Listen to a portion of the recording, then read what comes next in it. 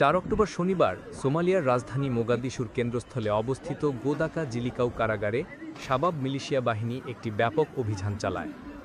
সোমালিয়ার রাষ্ট্রীয় টেলিভিশন প্রকাশিত সিসিটিভি ফুটেজে দেখা যায় ৭ জন আত্মঘাতী হামলাকারী ন্যাশনাল ইন্টেলিজেন্স অ্যান্ড সিকিউরিটি এজেন্সির কর্মকর্তা ছদ্মবেশে কারাগারে প্রবেশ করে। তারা নিরাপত্তা বাহিনী ট্রাকে ছদ্মবেশে একটি সাজোয়া যান ব্যবহার করেছিল। শাবাবের দাবি এটি ছিল তাদের চতুর্থ বৃহৎ অভিযান, যার নাম দেওয়া হয়েছিল অপারেশন নুসরাতুল মাজলুমিন বা অত্যাচারিতদের মুক্তির অভিযান।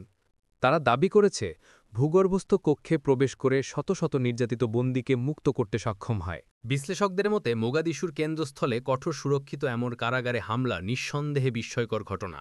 বিশেষত প্রেসিডেন্ট ট্রাম্পের আমেরিকান সেনা প্রত্যাহারের ঘোষণার পর এ ধরনের ঘটনা সোমালিয়ার সেকুলার প্রশাসন ও বিদেশি দখলদার সেনাদের ওপর চাপ বাড়াবে। বিশেষ করে তুরস্কের অবস্থান ও প্রভাব দুর্বল হয়ে পড়েছে তা আরও স্পষ্ট হয়ে উঠছে।